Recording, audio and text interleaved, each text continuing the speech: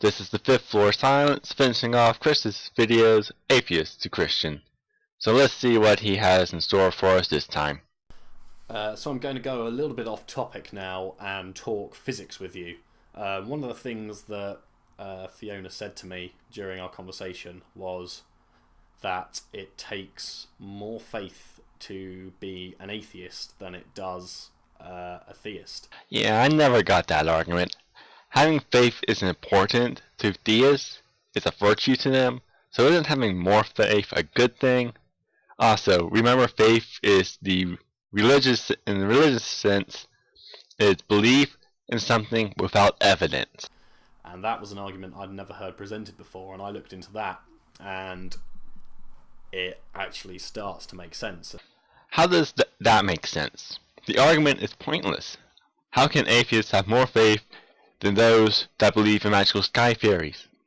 All the evidence doesn't point toward the Christian sky fairy, or any other sky fairy for that matter. When you believe in a sky fairy, you have a lot of faith. When you hear that each of your neighbors believe in a sky fairy, none of them are yours, you have a shitload of faith to think you believe in the right one. And bear with me a second, I'm just going to quote some figures. Okay, all of these figures I have got from an interview with Martin Rees, who is the British Astronomer Royal, which basically means he is a bloody amazing astronomer. If you want to Google him, his name is Martin Rees, which is R-E-E-S, and basically he's a big deal in astronomy. So what I'm about to say comes from his mouth, essentially, and I'm taking his expertise as not necessarily as like, oh, Martin Rees said it, therefore it must be true, more as in there's an expert who has said this and I'm going to use it to illustrate a point. So, number one, the ratio of electromagnetic strength for subatomic particles to gravity is 10 to the power of 36. So basically, electromagnetic force for subatomic particles which are charged is a factor of 10 to the power of 36 less than the strength of gravity. If this was smaller, the universe would have been small and quite short-lived and not expanded the way that it did. The nucleus of a helium atom weighs 99.3% accounts for 99.3% of the total mass of the helium atom, which is to say that 99.3% of the mass is taken up by 2 protons and 2 neutrons. And they fuse together to sort of make the helium atom, which means there's a remaining 0.7%, which is the mass accounted for by electrons, but is mainly released as heat.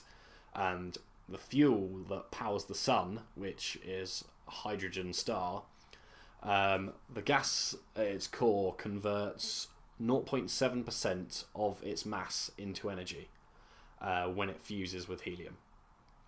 That number is a function of the strength of the force that glues it together. That glues together the parts of the nucleus. Sorry, I'm quoting Martin Rees here, so forgive me if I look like I'm not looking at the camera. Consider this. If this number was 1 bit smaller, so it converted 0.6% of its mass into energy, a proton could not bond to a neutron and the universe would consist of only hydrogen. No chemistry, no life. And if it was slightly larger and converted 0.8% of its mass into energy, the fusion would have been so rapid, no hydrogen would have survived after the Big Bang. No solar system, no life. What the fuck does that have to do with anything? I swear, if you say that the Christian sky fairy was needed to make the universe, I'll go ahead and point out that any other religion can make the argument and conclude that their sky or fairy or fairies did it. To quote another one, omega, which is the density parameter, is the relative importance of gravity and expansion of energy in the universe, and essentially it's the ratio of the mass density of the universe to the critical density, which, to give you a simplistic explanation, basically determines what shape the universe is in. And the ratio of this of the mass density and the critical density is 1. But if gravity were too strong with compared to dark energy, with the initial expansion of the Big Bang, the universe would have collapsed before it could have evolved. So basically gravity would have been too strong to prevent the universe from expanding, would have sucked it back in, and the Big Bang, so the universe couldn't have expanded the way it did. On the flip side, if gravity were too weak, no stars would have been able to form because the cluster of mass wouldn't have been able to attract more mass to it. So this, again, had to be a sort of really fine-tuned value. Yep, you're going with the fucking fine-tuning argument. I'm going to head you off and say that life as we know it evolved to fit the environment, aka the universe, not the other way around. If the universe was different, then life might not have come to be, or life might have, but not as we know it.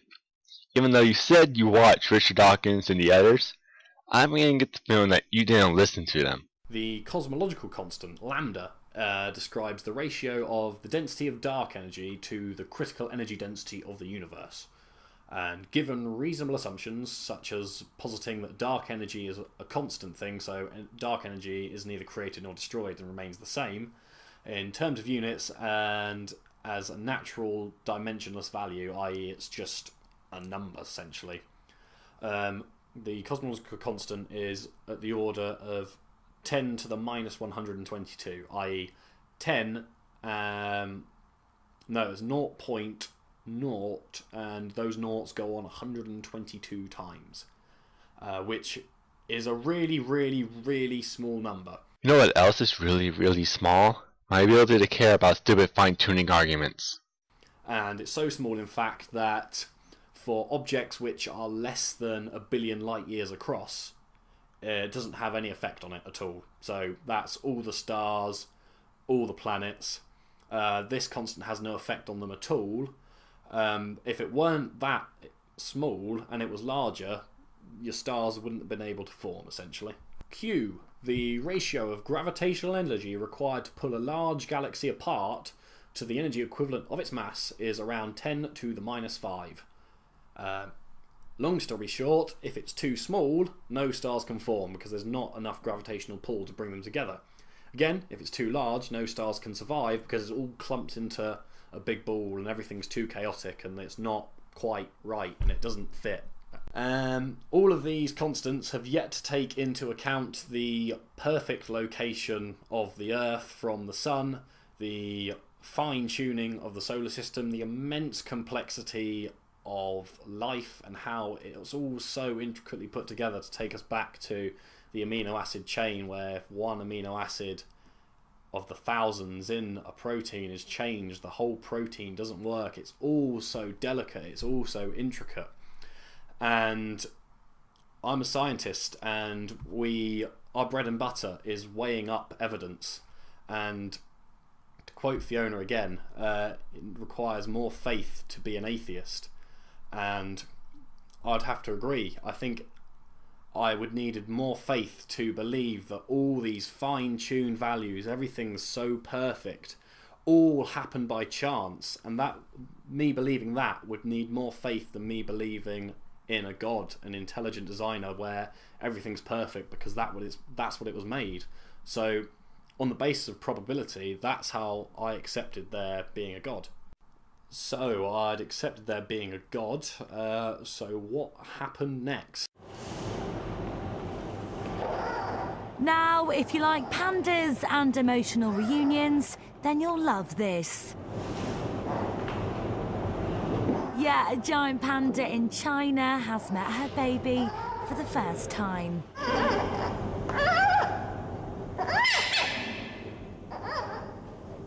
The cub has spent the last month in an incubator after she hurt her leg, but mother and baby have finally been reunited.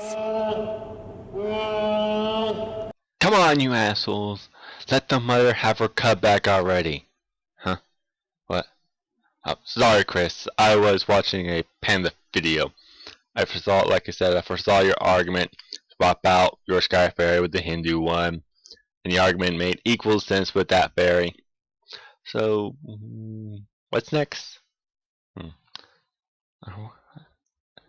I wonder what albino pandas look like. I took very, very, very tentative steps into Christianity. But you didn't look through the keyholes to all of the other religions. Yeah, Chris, I'm not letting that one part go. I said my first prayer, and it was perhaps the most bizarre experience of my life. Talking to myself would make me feel bizarre as well. Shh, can you see I'm trying to make a point that talking to myself would be bizarre? On my knees, sort of talking to myself, but not talking to myself.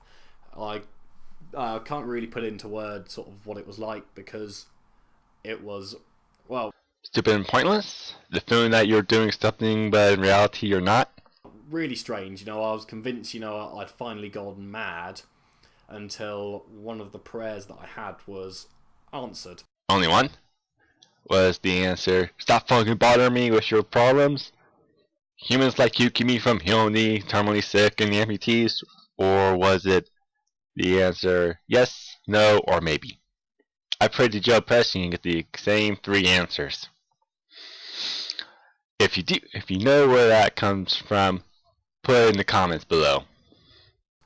Again, this is still quite strange for me to sort of grasp conceptually. I'm still quite new to this all.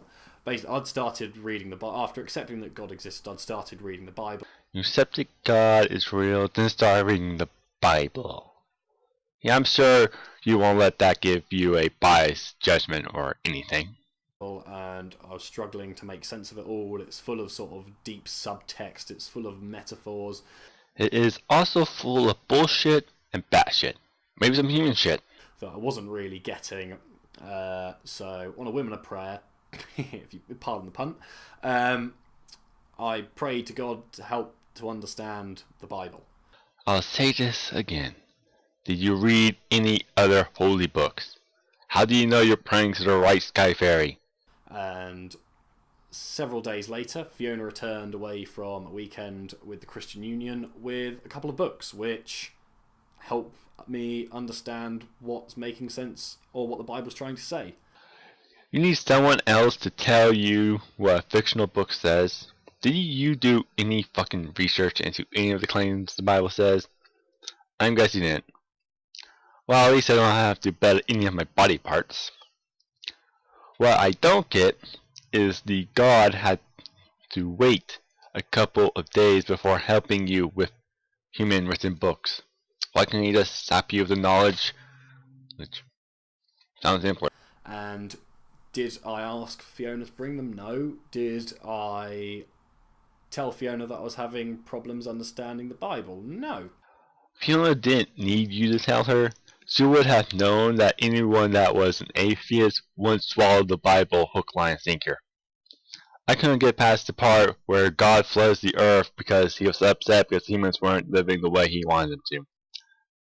Which brings up the question of why did he give us free will if he doesn't like it when we don't do things his way.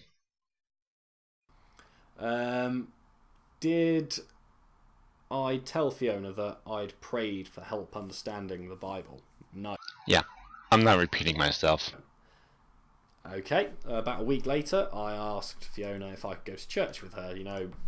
Sort of believing in God, it seemed like the next logical step to take. And she very kindly took me to a sermon. I had some more questions that I needed answering, and the sermon answered them all. What were these questions? Because I bet one of my big toes I can answer or find the answer to them. And did I tell Fiona what the other questions I was having were? No. You won't even tell us what these questions were. Were there even questions to begin with? The only person sort of I'd told that these questions about was God. You could quite easily say, and I probably would have agreed with you this time last month, that all this is coincidence and confirmation bias. That's because it is. But for me, if I've arrived at the logical conclusion that God exists, how could I determine this to be a coincidence? The real coincidence here is that you don't only go for the religion that you grew up learning about, but the denomination that Fiona belongs to. Right after you started having questions, too.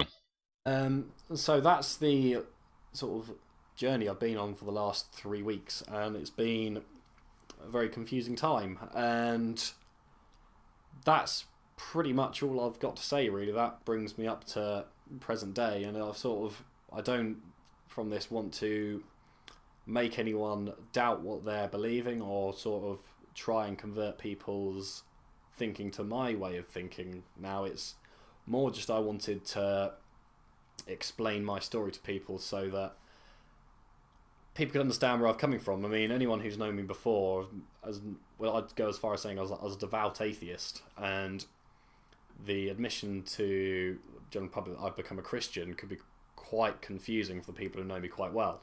Yet for anyone that doesn't know you, they can't ask you questions because of this.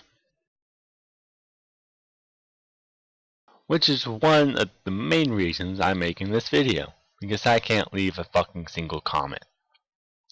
You should really check your memo box. Also, it appears that God is only willing to prove himself to those who already believe in him. So I hope you all sort of understand how I've arrived at this decision, and I hope you all respect my decision. If you don't respect my decision, then that's your problem, I'm afraid. But yeah, thank you all for listening. I'm going to see you all soon. First off, Chris, the only thing I truly don't respect here is the fact that you have your comments disabled. Secondly, I'm glad you didn't become a younger of creationists. So, everyone, that was Atheist to Christian 3 of 3. And I'm glad it's over.